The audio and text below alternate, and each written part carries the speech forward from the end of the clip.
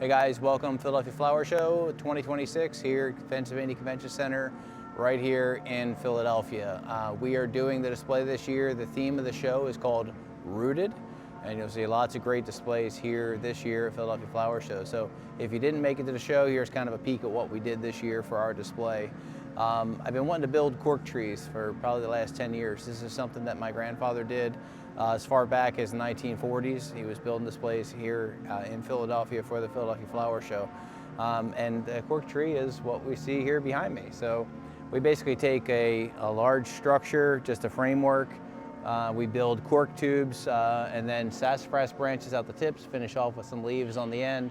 And we attach the limbs. They're strung from the ceiling. The ceilings here are 35 feet high, which is one of the reasons we haven't built a tree here at the Flower Show since we were at the Civic Center, and I think it's been about 35 years since we were at the Civic Center, maybe 34 years. But this is the first time we're doing it here, and one of the reasons is we have 35-foot ceilings, so they strap these things in. We lock the branches in, then cover the entire base with cork. Ended up at least 5 feet across, close to maybe 6 feet across. You can see we even have big limbs swooping up from the ground, coming off the base of the tree.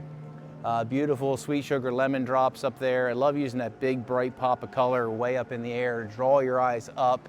And also like to use things right out by the edge of the display, so when you're standing up close to the display, you feel like you're actually in it and part of it, which is really key here at the Flower Show. We want sort of an immersive experience. We don't want you thinking like, oh, well, that's something over there. You walk up and you want to feel like you're right in the display. So there's lots of plants that we actually grow every year just for the Flower Show.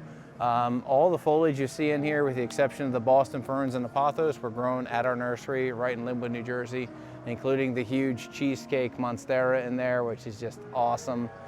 Leaves on that are close to 3 feet across. And the cane on that's only about 3 foot long. So we're looking forward to reorienting that in our greenhouse and letting it go wild. We're gonna let it grow at about 10 foot.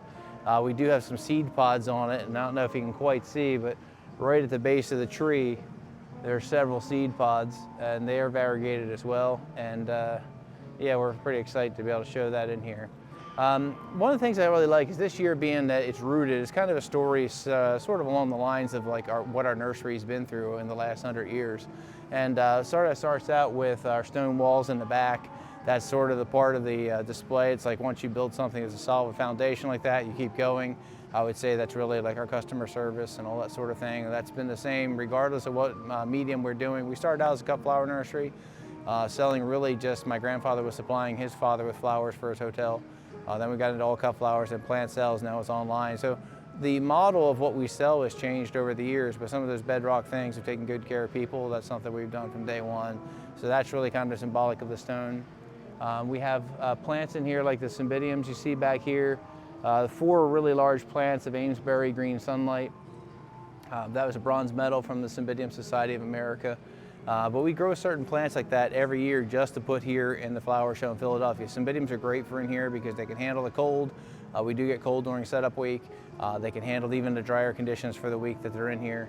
And they hold up really well. You know, if you keep them cool, we get up to 2 months or so on the flowers. So they really do great for the Flower Show. But the Amesbury green sunlight, the little bighorn in here, the Mary Pinch's Del Rey, and there's several on the other side of the display. Those are some of the same plants that my grandfather used way back in the day. So again, we're trying to tie in some of those older things along with some of the newer things. The sassafras branches here are super artistic. They're things that were actually harvested by my grandfather way back in the day. They've been up in the attic of our shop all these years, waiting just for us to use them tonight. So we'll walk around this way. We'll show you a couple other plants that we have in the display this year.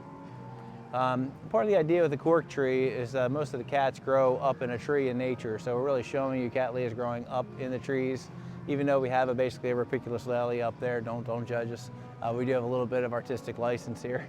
Also the Speciosissima, or Speciosum, I'm sorry, that's more of a lithophyte, but that's okay, he looks good up there. And probably wouldn't quite last through the show. We even have a few flowers crashing, and we're only a couple days in. But mostly cattleyas up in the trees. We do a few along the grounds, kind of mixed in with the roots and on the rocks. We try to be true to form with cats being up in the tree or growing on a root. Even down here in the bottom, we do have some cattleyas on the ground, but we actually have a large cork tree root in here. And you can see the large cork tube going all the way back in here. So the cats are basically growing on there. Here are some limbs that have actually tipped over and the plants are still growing on the limb once it's on the ground. We've got nice vandas up in the top of the roof there. Really cool plant up in the top, the Magic Bell Blue Llama from my friend Brian Monk. That's a great plant up there in the top. We got some really nice Momolanis up there, super fragrant, so that's cool. But kind of coming along the front here, we trail in, and one of the things I always like to point out is the color. You know, we started out with green, we faded into yellow, got into some oranges, and then we have like this red color. It kind of has to be off by itself because it's so unique and different. It'll kind of clash with other things. So as we blend in, we go into our browns. And you see brown red Cymbidiums here. The Crackerjack Midnight Magic, also a nice old plant. They're again cultivated by my granddad. Then we fade into some of the reds, and we're also using these philodendrons to kind of pull that color palette along and transition over. That's what the AOS likes to see. They want to see this color combination, and not that I'm doing it for the AOS, but they sort of have a standard for judging that they're looking at, and that's kind of the theme of, you know, keeping with the theme of the show. We like to try to make things to where that's what people expect with this display. There are times where I go out on a limb and I do something crazy. I'll mix colors, do whatever the heck I want. This one was all about very, very traditional type display, and that's not always typical for us. Last year I built a roller coaster. I mean, come on. So we do some wacko things sometimes. One of the things I want to call attention to is some really high quality plants in here. I'm surprised actually AOS judges didn't pick that up. I think that that's an award quality flower. Me being me, I probably would have given that 83, 84 points, and kind of surprised they didn't pick up on that because I think that's really a super good quality flower there. Lots of big bromeliads in the display this year. This is another super cool plant they definitely should check out. Dendrochilum tenullatum, or tenellum, I was messed that up. Waterfield. Waterfield comes from Haku Maui Orchids. Norm Mizuto is an excellent eye for really good quality plants. But one of the cool things about this, I know Billy has showed in a different video, but each one of these stems, I would guess to have 30 to 40 flowers per stem. And I have no estimate as to how many flowers are actually on this plant, except to say that it's a lot. It is just absolutely loaded. Now, that got a cultural award in 2008. We had displayed it here at the flower show. And I think they estimated it was well over 10,000 flowers at the time. It's been growing for another 18 years since then. So really excited to be able to show that plant this year. It doesn't always quite make it for the show. Very peculiar stem habit too, because it'll actually grow out and then the flower spike comes from about 1/2 inch to 3/4 of an inch from the very tip of the leaf. So really, really peculiar on that. And eventually that tip kind of dries back and you'll see that in some of the other parts of the plant. But just a super, super wild plant, and very excited to be able to show that off.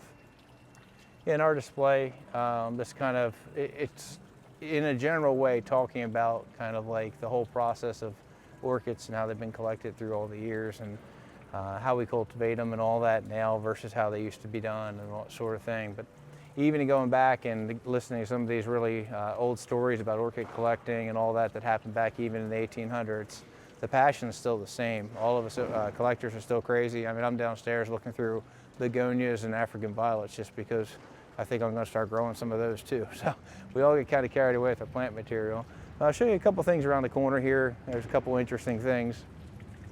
Again, some more old Cymbidiums. This is VM Arch Ranquilla, Mount Cook, or Pink Champagne Old Vienna. We have both in the display here, and they're a couple really nice old varieties. This is a little bit newer plant. The lips a hair small on this, but the color is really, really clean and crisp on it. Really nice color combination. This is another one of the old timies. That's Gareth Rosemond, but that's been around there again since my granddad's time. And we'll also show you the big Maikai here on the end. I have no idea how many flowers on there. We got about 8 per stem, and I would have to estimate at least 50 stems on there. So it's just a tremendous plant, super fragrant, probably close to 4 feet across. So really an awesome plant. The big staghorn fern also grown in our nursery. Super heavy. It's really hard to move that out of the greenhouse because they're also very fragile. And we point out too the morale on the back of the stems. It's spores and the plant's kind of getting into time of the year where it's going to throw a lot of spores. So it was super dirty. I moved that around and I was coughing for about the next 3 hours because of all the spores that were released. One of the things I like to point out too is that we have a drip ball here. The waterfall is very, very light. I didn't want to have a heavy cascading waterfall. I want the waterfall to be very light, just like a little bit of movement in the display.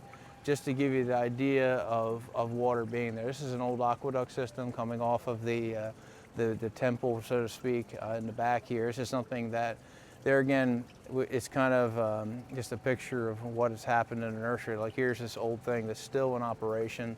There's still some things that are happening even though it's been vacated for a long time. There's still things that are in operation. I think it's cool too with the bottom. I was talking to a lot of people in here that we basically have a fern grotto down here. But the interesting thing is most of the time we have a waterfall this big, this is falling maybe about 6 feet or so. It'll go into a pond and you can see all that. But this time we decided not to do a pond. We basically just did the fern grotto. Our pond's only about 2 feet wide, and what we did is we tapered all the mulch into it, and we have our tarp that's actually tapered up on an angle, because what happened is if you're not careful, that water will splash out, and by the end of one day you can lose all your water. So we have it to where it's all tapered to go back into the pond and then back up. So I think it's a really cool design that you can't see the water in the bottom, and that was on purpose. So yeah, that's a couple of things this year. Other than that, very excited about this flower show. This runs through the 8th of March, and I think we're going to post this after it closes just because we want people to come here to the show and see the show in person. You really can't get scale on a photo like this, but you get in here and look, and we've got things that are up to 25 feet in the air here. We got orchids up 20 feet in the air, and it really is a cool display to come see in person. So if you haven't made it, this is for you. If you can't come see the show, but if you didn't come this year, try to make the Philadelphia Flower Show this year. It's the biggest indoor flower show in the world. Definitely worth coming to see no matter where you're from. And I look forward to seeing you guys here one of these years.